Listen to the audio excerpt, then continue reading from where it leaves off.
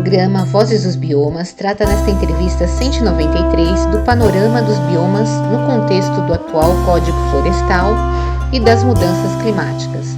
Como convidado, recebemos Marcelo Spinelli Elvira, advogado especialista em direito ambiental, que é secretário executivo do Observatório do Código Florestal, uma rede composta por cerca de 50 organizações da sociedade civil.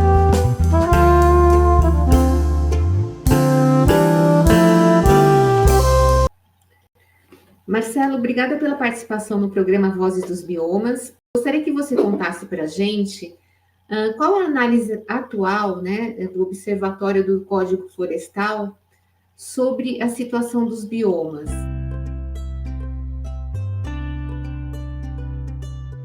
Eu que agradeço, Sena, o convite para participar. Então, acho que começando pelo Cerrado, um dos principais gargalos ou complexidades em relação ao Código Florestal é a possibilidade de... O Cerrado é um bioma que tem boa parte do seu território coberto por propriedades particulares, né? E o Código permite o desmatamento de até 80%, em regra, até 80% das propriedades. Ali os estados da Amazônia Legal, né, Tocantins e Mato Grosso é 35%, mas no geral é 20%, só que tem que ter cobertura de reserva legal. Então isso já permite um desmatamento do bioma bem alto, nos termos da lei, né? É claro que a gente tem acompanhado um pouco essa discussão do desmatamento do Cerrado, e não dá para falar que o desmatamento lá é só o desmatamento legal ou ilegal. Tem uma terceira categoria que as pessoas comentam, né, que é o desmatamento autorizado, que é um desmatamento que ele tem um documento, ele tem um papel, mas não necessariamente esse documento, esse processo administrativo todo que culminou na emissão de uma autorização de supressão de vegetação foi legal. A gente tem conhecimento de um projeto na Bahia, de uma organização que chama Imaterra, que analisou várias autorizações de supressão de vegetação lá no estado e viram que todas essas autorizações analisadas tinham alguma inconformidade, alguma ilegalidade. Então, por isso, assim, o código permite, mas não quer dizer que só pelo fato do código permitir, os desmatamentos eles também estão legais. Tem as dificuldades dos processos administrativos, transparência, enfim, mais um monte de coisa. E no Cerrado também tem uma questão bem crítica, que são as grilagens verdes, né? Tem vários casos que a gente conhece aí de cadastros que são feitos considerando as áreas de reserva legal, normalmente áreas comunitárias, áreas de povos e comunidades tradicionais, porque são os povos e comunidades tradicionais, no geral, no Cerrado, que protegem o bioma. Então, acho que olhando para o Cerrado, essas são duas grandes dificuldades em relação ao código, né? Essa possibilidade de vastos desmatamentos. E a grilagem verde acontece em outros biomas, mas sobretudo no Cerrado. A Amazônia e o código, a gente tem ainda muita área pública na Amazônia, né? Então é um outro tipo de grilagem, não tem tanto a ver com o código em si, mas é um problema também. E nas propriedades, em regra, a reserva legal de 80% da área, mas tem projeto de lei no Senado reduzir essa reserva legal da Amazônia, permite novos desmatamentos. Apesar do desmatamento da Amazônia ter caído em comparação ao desmatamento do Cerrado, né? Todo o esforço da Secretaria Extraordinária de Combate ao Desmatamento, né, trouxe esse resultado positivo para a Amazônia, mas o Cerrado ainda está um pouco para trás. No Pantanal, a questão toda dos incêndios, a gente torce para que agora, com a aprovação da Política Nacional de Manejo Integrado do Fogo, o MIF, né, que é até era uma previsão do Código, né, que uma lei própria disciplinasse essa política, possa ajudar a proteção do bioma. Até então a gente tinha uma política, uma mentalidade de fogo zero no país, que ela mostrou que não deu certo, né? Pantanal aí tá em chamas. 3 anos atrás também foi tão catastrófico quanto. Agora com essa política do fogo, que tem, assim, muito resumidamente, né, tem a possibilidade de queimar algumas áreas de forma preventiva, para que se tiver algum incêndio, né, isso não se alastre por muitos hectares, né? Queima um pouquinho para não queimar muito, a tal da queima prescrita. Eu acho que isso pode ajudar bastante no bioma. Até a lei ser regulamentada ainda tem um tempo, ela foi aprovada recentemente, mas o PL do MEIF, ele possivelmente vai trazer boas soluções para a proteção do Pantanal nessas temporadas secas, né? Enfim, Mata Atlântica e Pampa, os dados que a gente tem no termômetro do Código Florestal mostram o passivo, né, de APP e de reserva legal. E eu acho que a implementação do código tem essa potência aí de recuperar áreas sensíveis, sobretudo as áreas de preservação permanente. O Rio Grande do Sul é um dos poucos estados que não regulamentou ainda o PRA, né, o Programa de Regularização Ambiental, que é um instrumento previsto no código, e caberia aos estados fazerem essa regulamentação. São só 4 estados no país que não regulamentaram, o Rio Grande do Sul é um desses estados. Que o Celeviano te fala o que aconteceu lá é porque não foi regulamentado, evidentemente que não, mas mostra como existe uma desconstrução da política ambiental no estado, porque o PRA ele tem uma função bem importante para recuperar as áreas sensíveis, sobretudo as APPs, né? APP, desde 1934, no primeiro Código Florestal, já tinha essa previsão aí de proteger o que naquela época era chamada de floresta protetora, como essa área sensível que regula os fluxos hídricos, né, as enchentes, controla um pouco a vazão. Então, isso também olhando até para o Pampa, né, tem uma importância da implementação do PRA para a proteção do bioma, que muitas vezes é pensado só como um grande pasto, né, mas tem toda a sua função ecológica, a sua biodiversidade, enfim, tem sua importância. Até estava esses dias no evento lá sobre Caatinga, tem suas particularidades, né, da relação, inclusive, com os animais domésticos, né, recuperação de áreas, cercamento ali para enfim, para a recuperação das áreas acontecer. Mas, enfim, a Caatinga acho que é a mesma coisa, né, recuperar áreas degradadas, áreas de preservação permanente, acho que é isso. Marcelo, tendo em vista assim que a gente sempre está destacando a questão da urgência climática e acho que mais recentemente assim esses eventos extremos, né, mais acentuados e mais rápidos, a gente pode dizer que o atual Código Florestal ele já está defasado ou ele ainda tem assim a sua, vamos dizer assim, a sua característica está condizente com o estado, né, do meio ambiente, né? Não só no Brasil, mas como no planeta, né? Olha, seria ótimo se a gente pudesse falar que ele está defasado porque ele já está implementado, né? O Cadastro Ambiental Rural, né, o CAR, o Código de 2012, a gente em 2024, o CAR são mais de 7 milhões de cadastros, nessa parte do produtor, do proprietário fazer o cadastro, isso aconteceu, mas em termos de validação, recente teve um evento no Senado e foi dito lá por um representante do MMA que 1,5% dos cadastros do país já foram validados, 1,5% dos cadastros, então é muito pouco.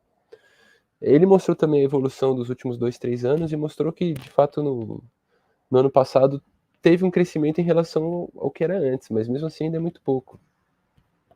Então, eu acho que só esse fato por si só já mostra como não está defasado, porque quando o código foi pensado e o cadastro foi pensado, é um cadastro ambiental rural, ou seja, ele tem uma finalidade de governança fundiária, ecossistêmica, um olhar bem amplo, né? De ver o que está acontecendo no território, saber ter um grande mapa para ajudar numa governança.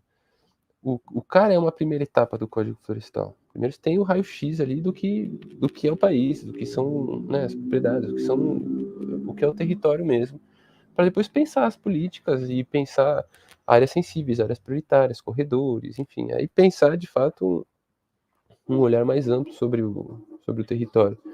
E isso ainda não aconteceu.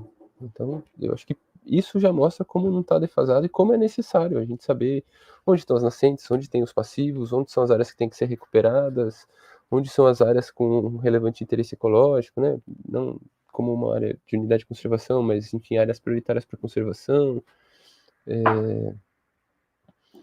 E o futuro agora, né, não é querendo ser trágico, né, mas realista, está mostrando que novas situações, não necessariamente como as do Rio Grande do Sul, mas a gente está sujeito cada vez mais novas catástrofes, né? Então, se ele de fato tivesse implementado, seria bom. Então, por isso eu não acho que ele está ultrapassado. Tem alguma coisa ou outra que a gente pode até discutir, mas o coração do código está longe de ter acontecido. O programa de regularização ambiental é a mesma coisa. É claro que uma pessoa que tem um passivo na área, ela não precisa, e você sabe que você tem um passivo, você não precisa necessariamente aderir ao PRA para recuperar a sua área. Você poderia fazer isso por conta própria. O PRA ele traz uma segurança, traz um termo de compromisso, traz uma formalidade extra. Mas são 4 estados, né? Tem um site do Observatório, que é o Portal do Código, ele mostra lá o estado da implementação do PRA. 4 estados não tem nem regulamentação, alguns outros têm regulamentação, mas não começou de fato a ser executado, né? E alguns estados já está funcionando legal. Eu acho que se a gente. E uma terceira frente também, que eu acho que é bem importante, são os cadastros, né, dos povos e comunidades tradicionais. A gente tem mais de 7 milhões de cadastros no geral, mas de PCT são 3 mil, é muito pouco. Ainda tem muito território tradicional para ser cadastrado no sistema. Então eu acho que se a gente conseguir avançar pelo menos com essas 3 frentes, tem muitas outras, tem instrumentos econômicos também, tem várias outras, transparência, né? Mas pelo menos essas 3, a validação do CAR, o cadastro dos territórios tradicionais e a implementação do programa de recuperação ambiental, aí sim eu acho que a gente vai poder falar assim, o código chegou onde ele estava sendo imaginado, porque se não chegar, se não fizer isso, na minha opinião, a gente ainda está longe de poder discutir se o código está defasado ou não.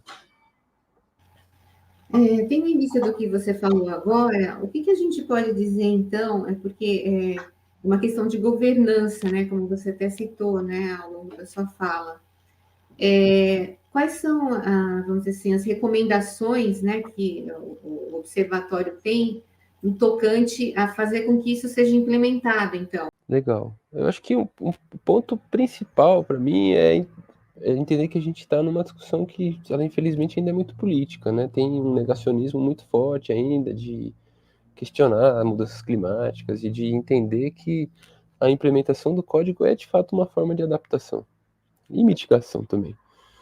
Então, acho que se mudar esse olhar e entender que o código não é uma forma de atrapalhar o produtor, que muitas vezes é dito, né, que o código é muito rígido e que o Brasil protege muito, enfim, esse discurso que muitas vezes a gente ouve, mudar essa mentalidade, entender que o código é uma forma positiva para a gente se preparar porque o futuro nos guarda, acho que esse é um primeiro passo. E aí isso é uma decisão política mesmo, vamos implementar o código, né? Porque para isso acontecer, depois da decisão política, precisa ter equipe, precisa ter orçamento, precisa ter um volume grande de trabalho para isso acontecer, porque uma validação do cara é muito trabalhoso, considerando que existem muitas sobreposições. Como é uma autodeclaração, tem muita gente que fez um cadastro bem feito, legal, fez tudo certinho, mas tem muita gente que fez um cadastro horrível. Então, isso demanda tempo também. Tem lugar que é um prédio, né? São 5, 10 cadastros numa mesma área. Então, investir em sistema, eu acho que isso é importante. Integração do sistema, um sistema que se converse, né? Usar os módulos que eles já têm um fluxo mais conectado de informação, né? Essa própria discussão PCT, aí tem um módulo federal, tem estado que não usa o módulo federal, e aí às vezes as informações não se conversam, isso é importante também. E São Paulo, o estado de São Paulo tem aparecido como um estado que conseguiu avançar bastante nessa agenda do código, né? De CARE, de PRA.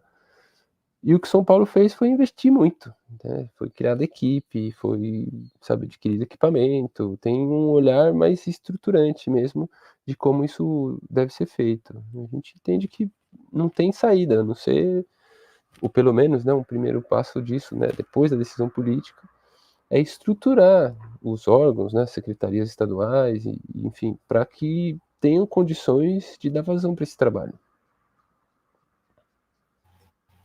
E, Marcelo, a gente está chegando aos momentos finais. Eu gostaria que você fizesse suas considerações e também como é que as pessoas podem usufruir, né, de uma melhor forma das informações do observatório, né? Que você dê, né, algumas dicas, né? Como é que as pessoas podem também até ter mais consciência, né, a respeito desse tema também.